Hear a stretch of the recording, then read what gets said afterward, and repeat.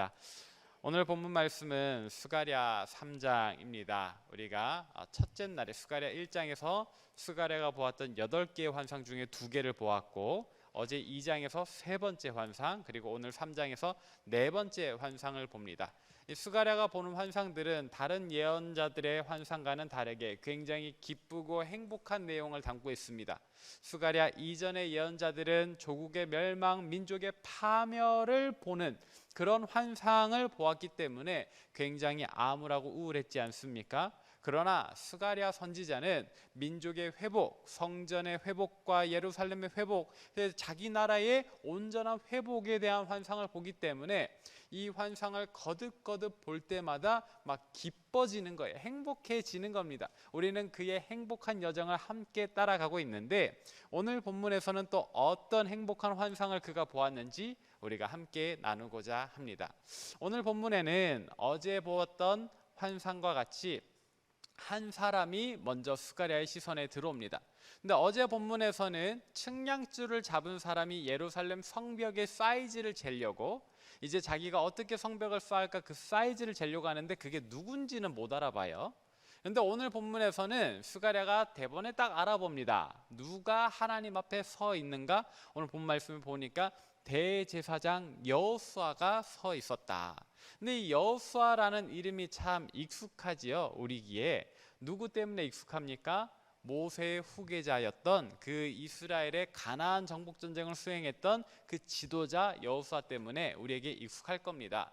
어째서 같은 이름일까? 공교롭게도 이 이름이 똑같다라고 할 수 있는데, 이 이스라엘 민족에게는 이 스가랴 선지자의 이름도 굉장히 인기 있는 이름이었다라고 했잖아요. 그것처럼 이 여호수아라는 이름도 인기가 많은 이름이었습니다. 그러니까 그 뜻이 너무 좋기 때문에. 여호수아의 이름의 뜻은 무엇입니까? 여호와께서 구원하신다.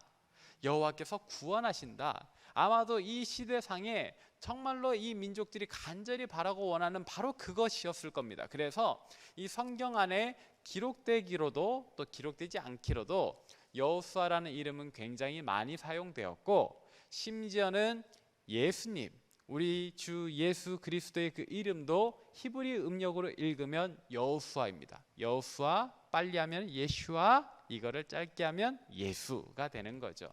자, 그렇게 그의 이름 우리에게 굉장히 익숙한데, 그러면 여호와께서 구원하신다라는 이 이름 때문에 그가 하나님 앞에 서게 되었는가라고 보기는 좀 어렵습니다.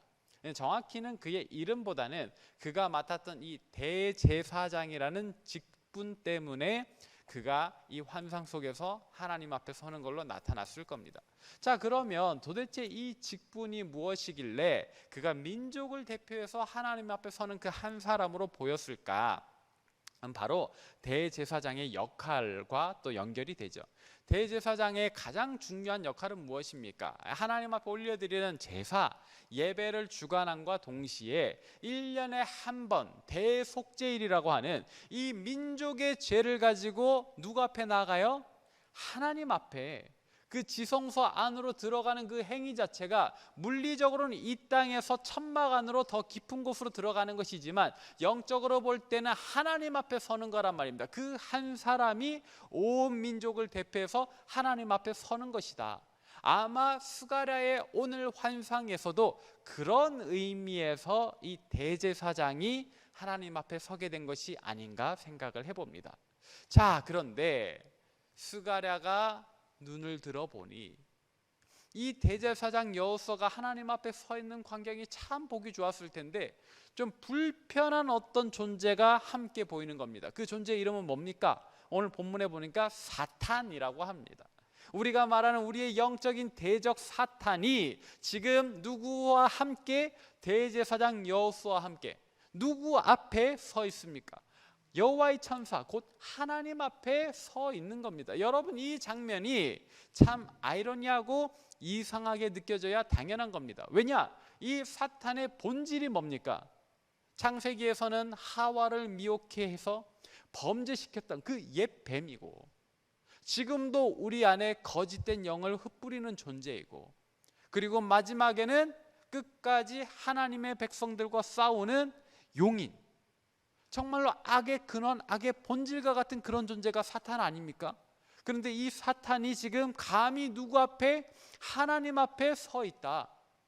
그는 왜 하나님 앞에 서 있는 것일까요? 아니, 어떻게 하나님 앞에 서 있을 수 있는 것일까요? 이 장면이 스가랴 보기에 굉장히 불편하고요, 이 장면이 스가랴 보기에 굉장히 어색한 겁니다.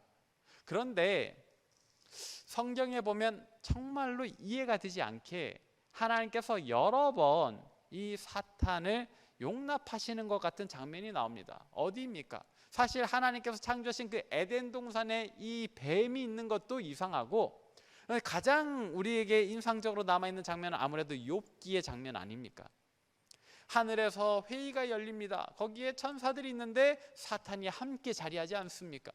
그리고 나서 하나님께서 굉장히 그에 대한 적개심이 아니라 무언가 이렇게 뿌듯한 어조로, 네가 이 땅을 돌아보았느냐? 거기에서 욥이라는 그 한 사람을 보았느냐? 그는 정말로 나를 사랑하는 사람이다. 막 이렇게 사탄에게 그런 어조로 말씀하시잖아요. 내 이놈 썩어지지 못할까 하는 어떤 그런 호통이 아니란 말입니다. 하나님께서는 또 어째서 그렇게 사탄을 용납해 주시는 것일까요? 혹 여기에 우리가 모르는 하나님과 사탄 사이에 어떤 친밀한 계약이 있었던 것일까요? 그런 말도 안 되는 반전은 없습니다.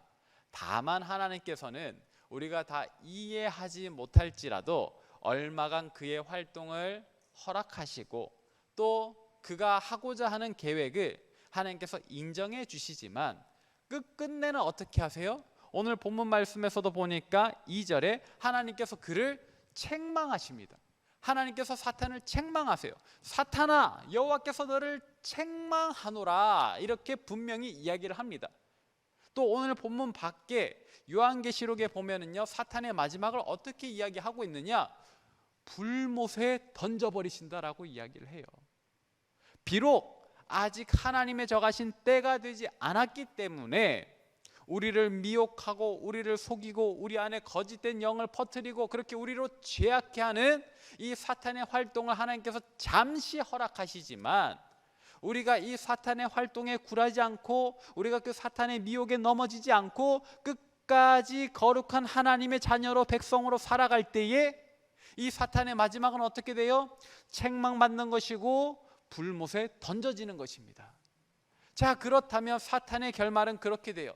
자, 이제 다시 원래의 관점으로 돌아와서 대제사장 여호수아에게는 어떤 일이 일어납니까? 하나님께서 보시기에 이 3절에 보니까 여호수아가 지금 어떤 옷을 입고 있어요? 더러운 옷을 입고 있어요. 더러운 옷, 이것은 또한 상징적인 겁니다. 하나님 앞에 나아갈 때 입을 예복이 없어서 그가 더러운 옷을 입고 간 게 아니라 이 당시에 이 유대인들의 상황을 얘기하는 거예요. 예루살렘 성의 상황을 얘기하는 거예요. 예루살렘 성의 지금 상황이 어떻다라고 이야기를 했습니까?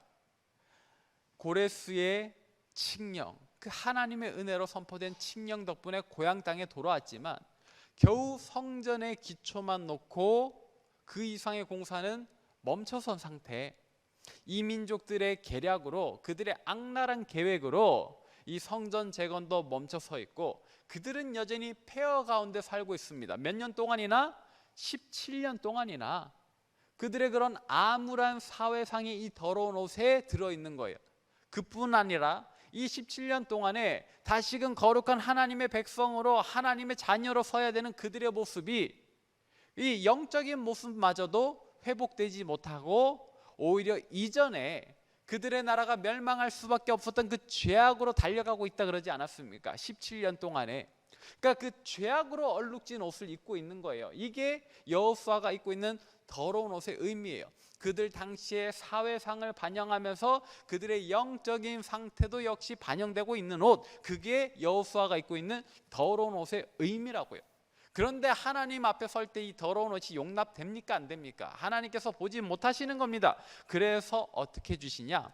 혼내시나요? 아니요. 오늘 본 말씀 4절에 보니까 여호와께서 자기 앞에 선자들에게 뭐라고 명령하십니까? 그 더러운 옷을 벗겨라. 그러면서 말씀해 주십니다. 여호수아에게 이르시되 내가 네 죄악을 제거해 버렸으니까 아름다운 옷을 입자. 내가 너에게 아름다운 옷을 입혀주리라.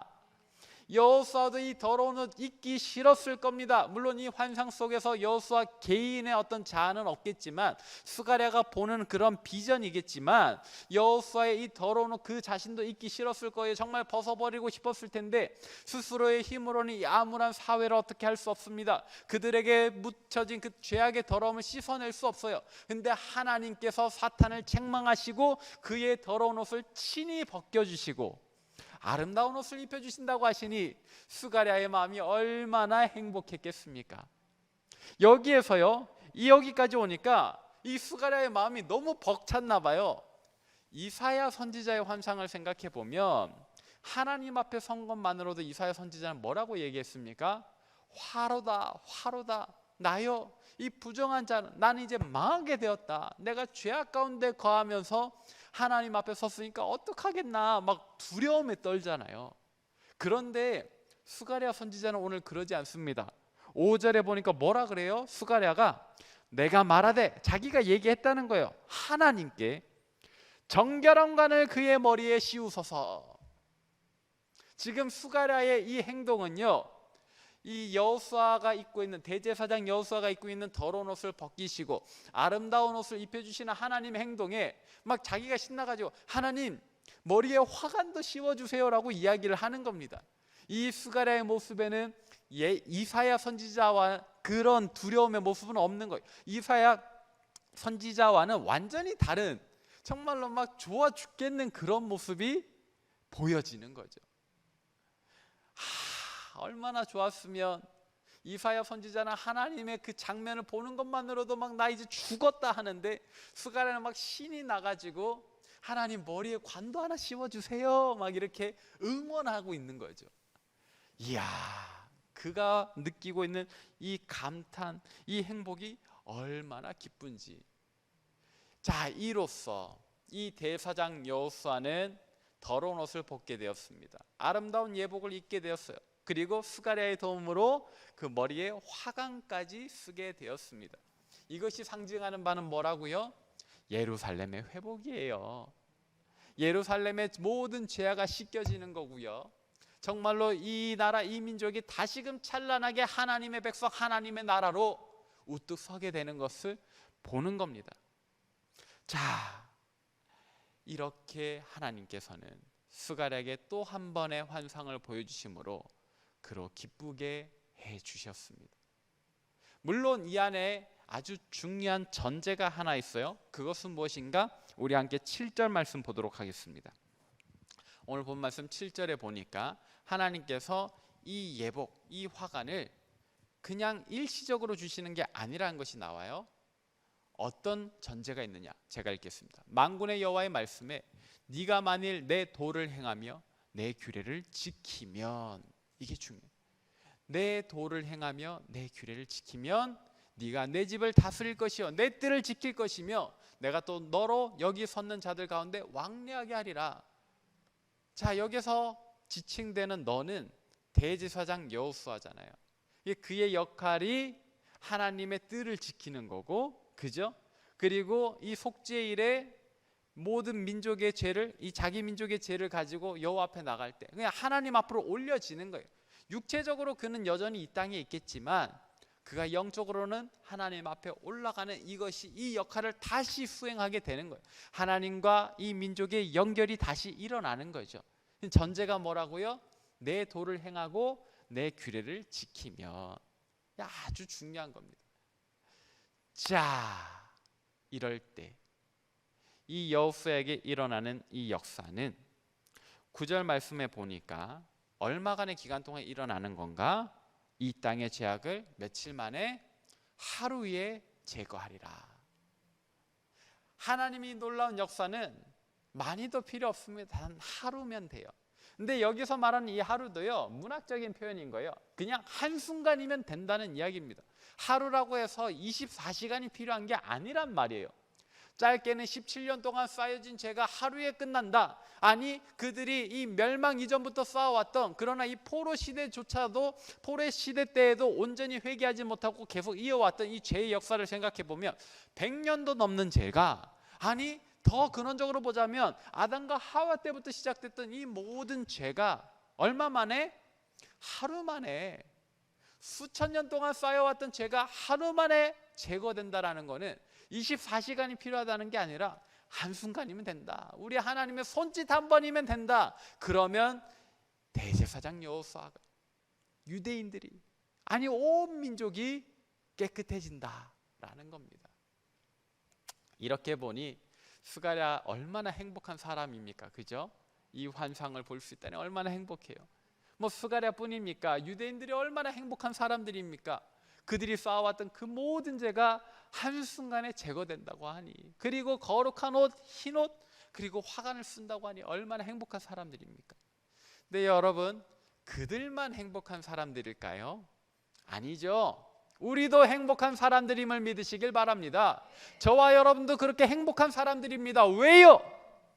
우리 주 예수 그리스도의 보혈이 우리의 모든 죄를 씻어주셨기 때문에. 대제사장 여호수아만 깨끗한 옷으로 갈아입은 게 아니에요. 저와 여러분들도 우리 주 예수 그리스도의 보혈로 깨끗한 옷을 입게 되었단 말입니다. 우리의 모든 죄가 사함 받았습니다. 그리고 이제 우리의 마지막은 어떻게 될까요?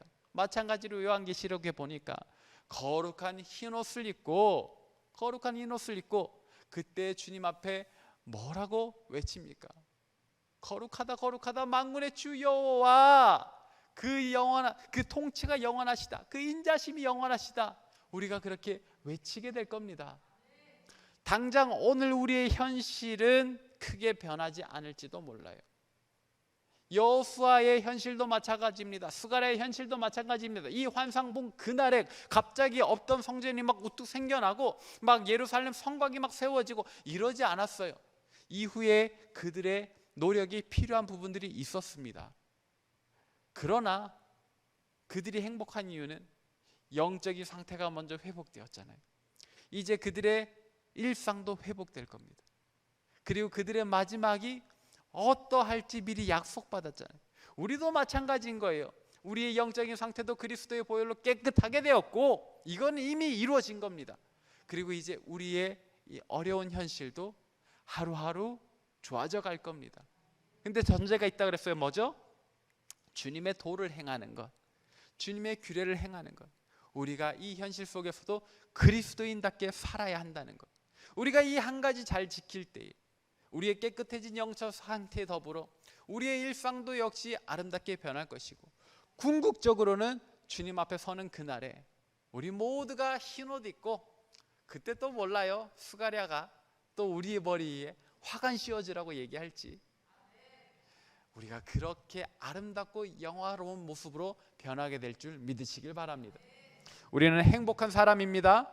우리는 참으로 행복한 사람입니다. 그러니 오늘 하루도 힘내서 주님의 말씀대로 살며 주님의 뜻대로 살며 주님의 도를 행하는 저와 여러분 되시길 바랍니다. 기도하겠습니다. 살아계시고 역사하시는 아버지 하나님, 은혜를 감사합니다. 하나님, 오늘 말씀을 통해 또 스가랴가 보았던 네 번째 환상을 통해 우리의 영적 상태가 어떻게 되어 있는지, 또 앞으로 우리의 장래가 어떻게 될지를 깨닫습니다.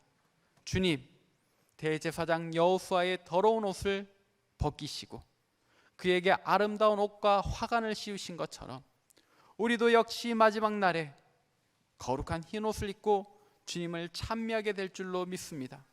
주님 분명히 말씀하셨습니다. 보좌 가운데 계신 어린 양이 목자가 되어주셔서 우리를 생명수 샘으로 인도해 주시고 친히 우리의 눈에서 모든 눈물 닦아주신다고 말입니다. 하나님, 이것이 참으로 우리에게 일어날 줄로 믿습니다. 그날까지 우리가 참으로 우리 주 예수 그리스도의 보혈로 깨끗게 되었음을 믿고 주님의 도를 행하며 주님의 길로 행하며 그 영광의 날이 올 때까지 우리의 어려운 현실 속에서도 기뻐하고 감사하고 감격하고 행복하게 살게 도와주옵소서. 우리는 행복한 사람입니다. 믿음의 고백으로 살게 하여 주옵소서. 감사를 드립니다. 사랑 많으신 우리 구주 예수 그리스도의 이름으로 기도합니다. 아멘. 이제는 우리 주 예수 그리스도의 은혜와 하나님의 지극하신 사랑과 성령의 위로하심이 우리가 참으로 주의 보혈로 이미 깨끗게 된 것과 마지막 날에 하나님의 전에서 그 천국에서 놀라운 영광을 누리며 살게 될 것을 기억하며 오늘도 감격하고 감사하고 기뻐하며 행복해하며 주의 말씀대로 살아갈 이 자리에 모인 모든 주의 백성들 머리 위에, 또 각 가정에서 예배하는 모든 교우들 머리 위에, 그리고 세계각지에서 목숨 걸고 사역하시는 선교사님들 그 가정과 사역이, 그리고 코로나19로 아파하고 신음하는 우리 조국 대한민국과 저 북녘 땅과 온 세계와 열방 위에 이제로부터 영원토록 함께 하시기를 간절히 축원하옵나이다. 아멘.